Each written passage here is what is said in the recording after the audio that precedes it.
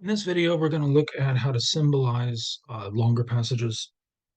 So we'll go through a series of steps. Um, Not all of them are applicable in every case, but they're ones that you would always have to consider when you're doing a longer passage. So the passage that we'll look at is this. Oedipus killed his dad and married his mom, and he must have been pretty dumb if he married his own mother. So Oedipus was not a very smart guy. So, step one, go through the passage and figure out which sentences are truth functional compounds. So, here in red, we've put the words that are truth functional logical connectives, right? So, we've got a couple of ands here, an if and a not. Also noted this conclusion marker here, so that tells us that this is an argument and this is the conclusion. Okay, step two is to construct truth functional paraphrases of the compound sentences. And when we're doing this, we're going to use parentheses and square brackets to determine what the immediate components of the truth functional compounds are. So when we do this, we're going to use the parentheses to work out the structure of the sentences or display that structure. Um, so this is the paraphrase that we'll end up with. Here I'm using the full logic book paraphrasing method, so it's both and um, instead of just and. But remember that you can modify the paraphrasing method as you see fit to suit your own purposes. So the paraphrase we end up with is going to be Oedipus killed his dad and Oedipus married his mom.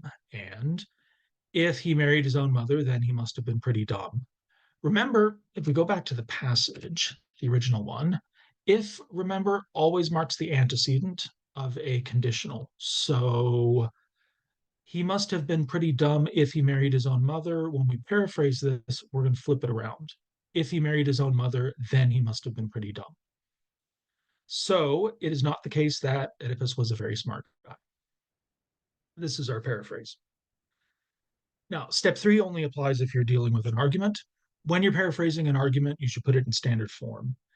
At this step, you want to take out premise and conclusion indicators. You use those to tell you how to put the argument in standard form, but you're going to strip those out because they're not actually going to be included in your symbolization. So here, when we put the argument in standard form, we're going to list the premises, then we have a horizontal line, and then the conclusion. And there's only one premise here. This is all one sentence. So we just have this, then that, and then we have our conclusion down here. And we've taken out the so because that's a conclusion indicator and we don't need it. Okay, step four, we make the wording of all simple sentences consistent and we go through and we replace pronouns with their references.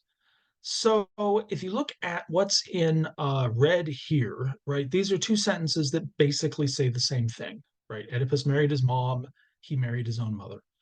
We're going to make these are going to be symbolized eventually with the same sentence letter. And so we're going to give them a single consistent wording. Down here, right, you've got he must have been pretty dumb. Oedipus was a very smart guy. You know, dumb is just not smart. So these two, we're going to be symbolizing them not with exactly the same sentence letter. One of them is going to be the negation of the other. So we're going to take, these are going to be the same sentence letter and we'll need a consistent wording. Here we need a consistent wording, and one of these is going to be the negation of the other. So we can go with this. We will just pick Oedipus married his mom as the consistent wording here because it's nice and short. Here, we're going to go with Oedipus was smart as our consistent wording here. And then for this one, because this was the one that said that used the word dumb, right? We've added it is not the case that. So this becomes it is not the case that Oedipus was smart to replace the claim before that he was dumb. Now, step five, if you don't have a symbolization key that's been provided for you, then you need to come up with one yourself. So this is the one that we have. Step six, then, at this point, so this is what we have. We have this paraphrase, we have this symbolization key, and at this point, it's actually just a matter of substituting. So the simple sentences that you have that all have their consistent wording, you just go through and you replace those with sentence letters that are assigned that wording in the symbolization key. And underlined here, we have our logical connectives, and we just go through and replace those with the symbols. So we just take this, and through a simple process of substitution, we end up with symbolization, right? K and M, right? Oedipus killed his dad and married his mom.